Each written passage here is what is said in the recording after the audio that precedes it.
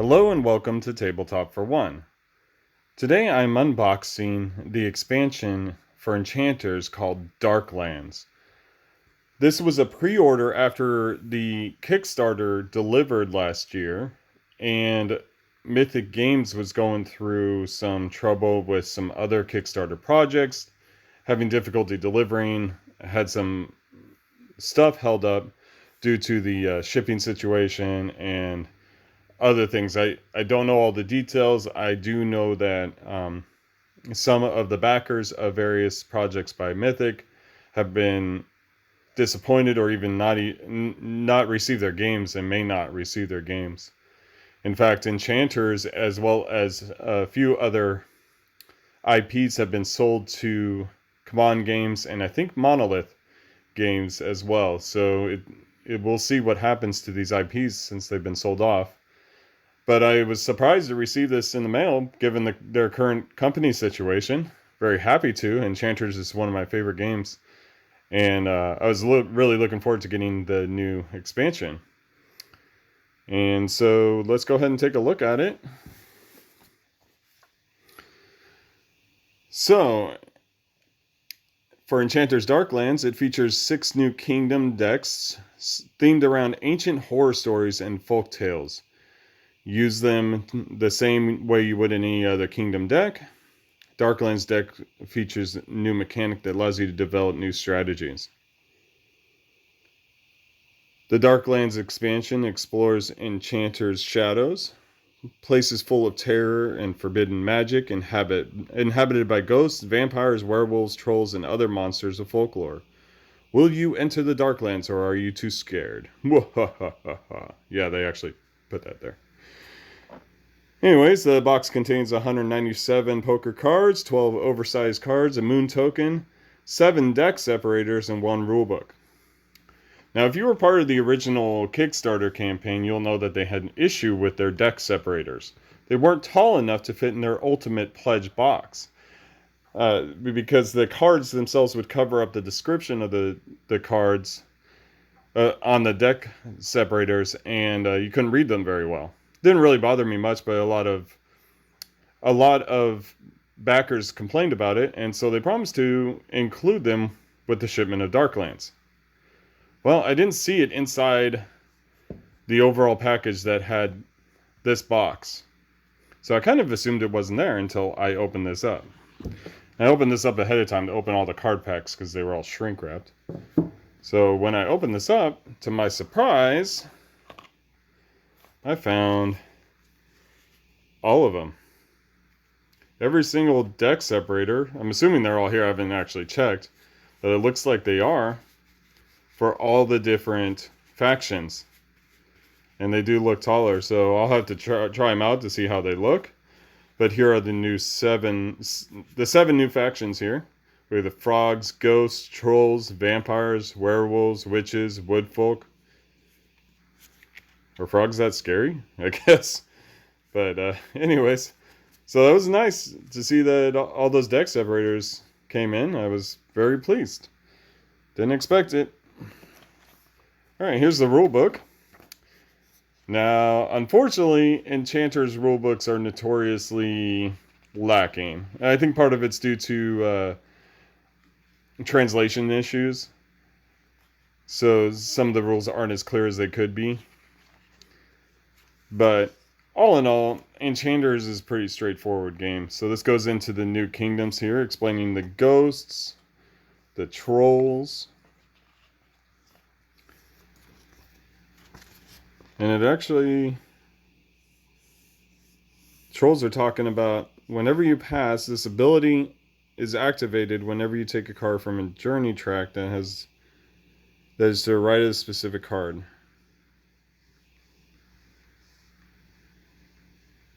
Interesting. So it's got some new mechanics about passing.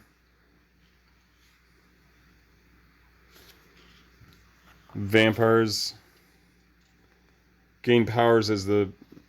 Oh, interesting. So monsters in the vampires deck gain powers as you gain wounds. Interesting. And then the werewolves deal with the full moon and new moon token. which is right here, by the way. This is a simple cardboard token.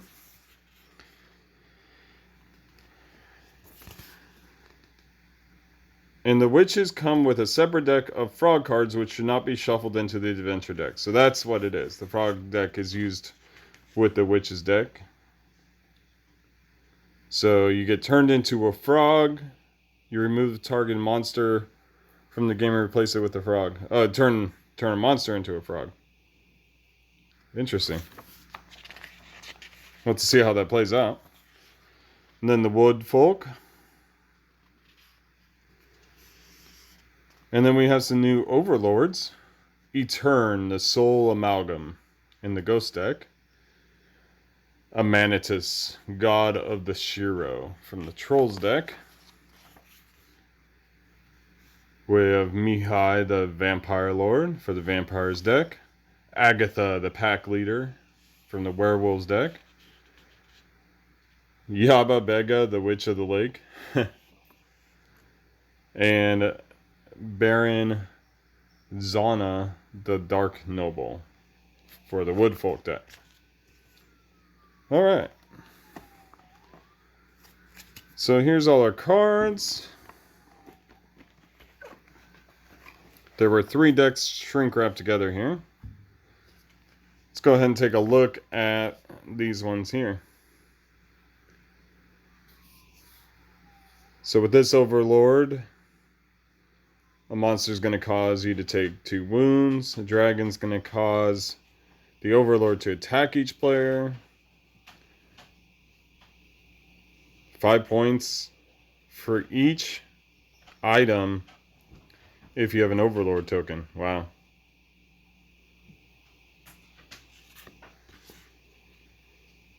The vampire lord also causes 2 wounds to you, while 1 to each other player. Or the dragon will cause 5. Each overlord's token's worth 12 points. You'll take 5 wounds and take 1 coin for every wound, or every 5 wounds you have. For a Manatus, whenever you pass on a monster on the journey track, you lose a gem. When you pass a monster, you take 1 wound and 2 gems. And then each player takes 2 wounds and 4 gems when you pass a dragon. Overlord token's worth 5 points, and whenever you pass a monster on the journey track, you take a gem when you have a overlord token. Interesting. In the Baron here, you take 2 wounds or place an item or enchant on the graveyard. The dragon, each player places an item or an enchant on the graveyard. And then the overlord token's worth 5 points, and when your turn begins, if you have the least money, you gain a money. So with the werewolf, when the game starts, you flip the moon token. If you pass an item or enchantment, flip the moon token. Pass a monster, the overlord attacks the player. Pass a dragon, overlord attacks each player, and you flip the moon token. And then the overlord token gives you 4 points and a strength during the full moon. And then you also heal 4 wounds during a full moon when you take an overlord token, assuming you take it during a full moon.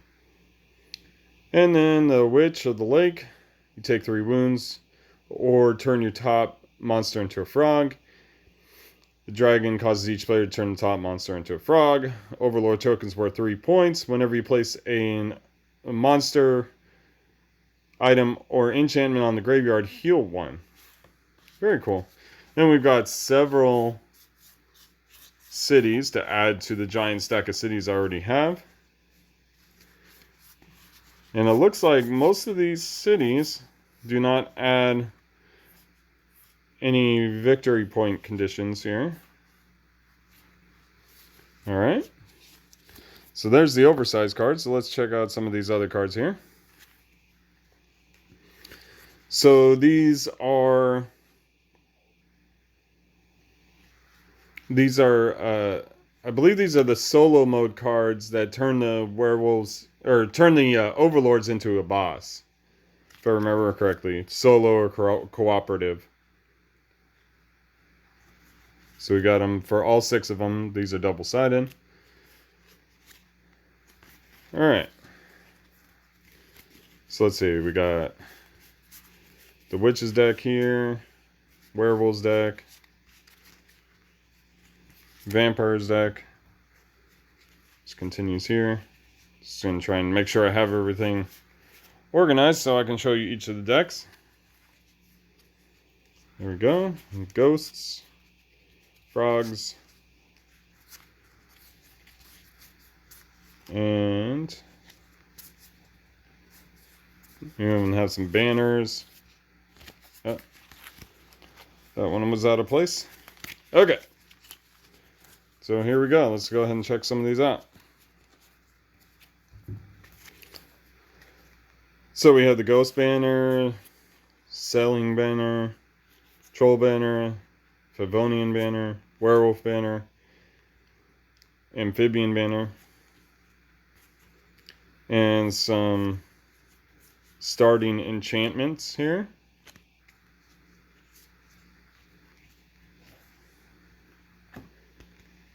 We have all these different frogs.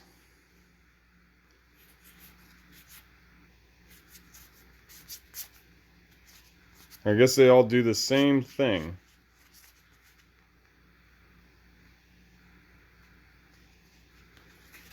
So when a monster gets turned into a frog, it becomes this, becomes a 1/1. And then if you kill it, it's worth 1 point, or you remove it from the game to take a gem. That's interesting. Seems like a kind of a nice addition. Maybe you can manipulate the journey track to turn some of the bigger monsters into a monster you can kill rather easily. And then here are some of the cards for the Ghost deck. Candles, chains, spirit boards. Here's some enchantments. Enemies, a poltergeist. Oh, that looks amazing, doesn't it? Like from Ghostbusters. I love the art in this game. There's a lot of poltergeists. Interesting. So maybe they meant to have that many. Few white ladies, couple rays, and then the ghost dragon. Check that out. Love the art. Looks so good. And then a randomizer card for the randomizer deck. Alright, this is this the woodlings? Got a saber, wreath, winged armor of hospitality, envy, love, and then a cockatrice, a leshen, another saber there, out of place, a fiend, and a wheat dragon. Interesting. Alright, now we're moving on to the mushrooms. Maybe this is the witches one. So we got potions, hatchet, map of confusion of life, Shiro, will-o-wisp, troll, swamp dragon. So maybe that's the troll deck there. That's probably what it is.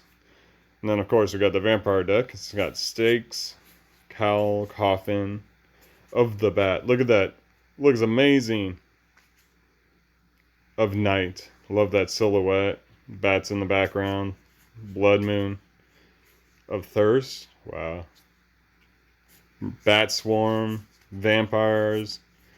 Werebat. And then the blood dragon. Oh yeah. Take 10 wounds when you kill this thing, but it's worth 22 points. Alright.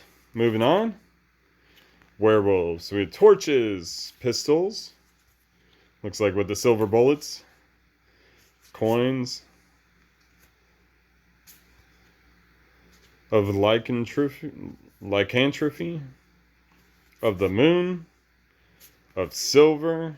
Angry mob. Dire wolf. Werewolf. And moon dragon.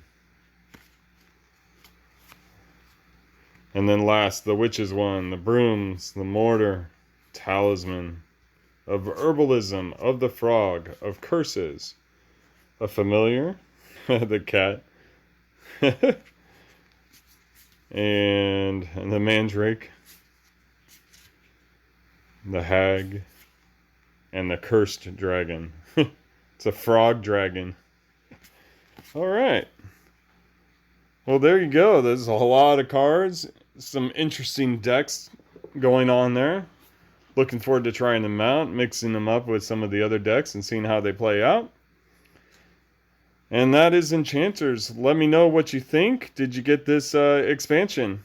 Do you have the original? Do you like it? Do you not like it? Let me know in the comments below. Please like and subscribe to this channel if you like what you see here. And then I really appreciate you watching Tabletop for One, and have a great night.